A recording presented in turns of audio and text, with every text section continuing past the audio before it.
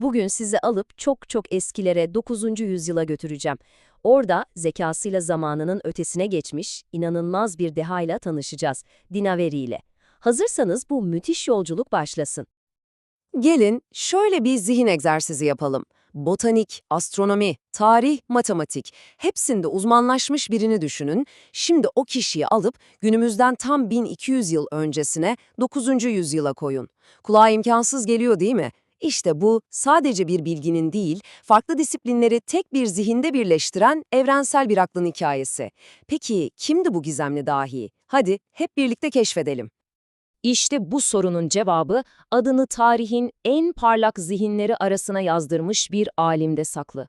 Gelin ilk olarak bu 9. yüzyıl dehasının kim olduğuna ve yaşadığı döneme şöyle bir yakından bakalım. Karşınızda Ebu Hanife Ahmet bin Davud el-Dinaveri. O sadece bir bilim insanı değil, botanikten astronomiye, metalürjiden coğrafyaya, matematikten tarihe kadar sayısız alanda eserler vermiş gerçek bir polimat. Yani tam anlamıyla bir her şey uzmanı.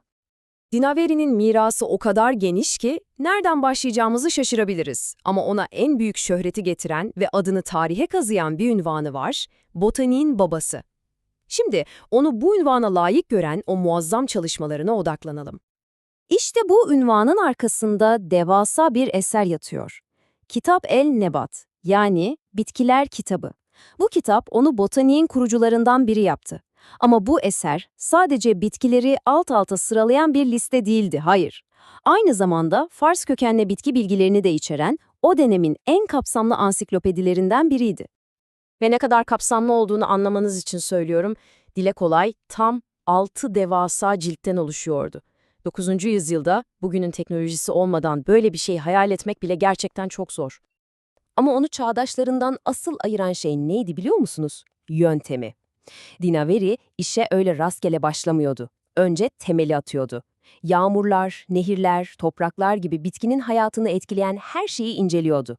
Sonra bitkileri genel bir sınıflandırmaya sokuyor, en sonunda da her bir bitki için özel bölümler açıyordu. Bu, o dönem için inanılmaz sistematik ve modern bir yaklaşımdı.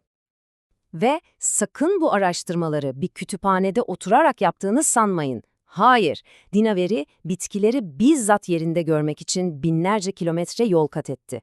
Düşünün, Arabistan'dan kalkıp Pakistan'a, hatta Bizans sınırına kadar gidiyor, günümüz Anadolu'sundaki bitkileri bile inceliyordu.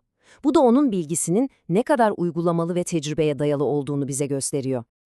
İyi ama bu kadar toprağa, bitkiye odaklanmış bir zihin başka nereye bakabilir ki? Tabii ki gökyüzüne.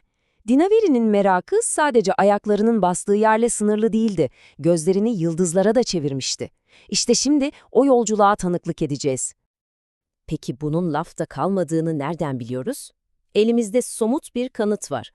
Ünlü gökbilimci Abdurrahman es-Sufi, Dinaveri'nin ölümünden yıllar sonra bile evinin çatısının bir gözlemevi yani rasathane olarak durduğunu bizzat görmüş ve yazmış. Bu, onun astronomi işini ne kadar ciddiye aldığının en net kanıtı. Tabii sadece çatıya çıkıp gökyüzüne bakmakla kalmıyor, astronomi, güneş ve ay tutulmaları, meteoroloji ve hatta bunları anlamak için gereken cebir üzerine çok önemli kitaplar kaleme alıyor. Her bir eser, onun gökbilimdeki derinliğini gözler önüne seriyor. Bitkiler tamam, yıldızlar da tamam, daha ne olabilir ki diyorsunuz değil mi? İşte şimdi Dinovari'nin belki de en şaşırtıcı ve en az bilinen yönüne geliyoruz. Beşeri bilimlerdeki dehasına. Bakın bu gerçekten inanılmaz bir detay. Dinaveri'nin Arap dilini kullanma becerisi o kadar yüksekmiş ki insanlar onu dönemin en büyük edebiyat dehası, nesir ustası Cahiz ile kıyaslıyormuş. Yani düşünsenize, bugün bir botanik profesörünün ülkenin en büyük romancısıyla eşdeğer bir dil ustası olarak görülmesi gibi bir şey bu. Gerçekten akıl almaz. Şu tabloya bir bakın, resmen zihninin bir haritası gibi. Bir yanda bitkiler kitabı, cebir, güneş tutulmaları, diğer yanda genel tarih, coğrafya, hatta retorik, yani güzel konuşma sanatı. Onun zihni bilimler arasına duvarlar örmeyi kesinlikle reddediyordu. Ve sanki bütün bunlar yetmezmiş gibi ilahiyat alanında da bir çığır açıyor. Kur'an üzerine yazdığı 13 ciltlik tefsirinin o kadar özgün olduğu söyleniyor ki, rivayete göre ondan önce hiç kimse Kur'an'a bu gözle bakmamıştı. Bu da onun zekasının bir başka boyutunu, bambaşka bir derinliğini ortaya koyuyor. Peki, böylesine evrensel bir zihninden, bu kadar devasa bir bilgi birikiminden geriye ne kaldı? Onun mirasının hikayesi de en az hayatı kadar etkileyici ve derslerle dolu. Gelin bu mirası birlikte takip edelim. Bakın, burası tam bir macera filmi gibi. Onun en büyük eseri Kitab-ı Nebat, yüzyıllar içinde dünyanın dört bir yanındaki kütüphanelere dağılıyor, parçalanıyor ve adeta kayboluyor. Ama 20. yüzyılda Profesör Muhammed Hamidullah'ın inanılmaz azmi ve 10 yıllar süren çabasıyla eserin parçaları Medine'den, İstanbul'dan, hatta Amerika'dan tek tek toplanıp bir araya getiriliyor. Bu bile eserin ne kadar değerli olduğunun en büyük kanıtı, değil mi?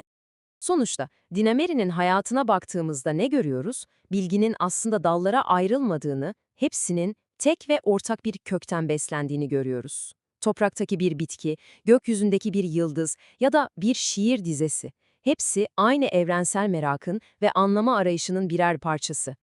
Ve bu da bizi tam da bugüne, şu anımıza getiriyor.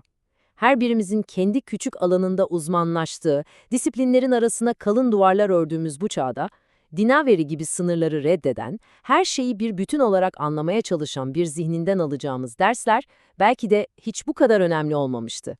Ne dersiniz?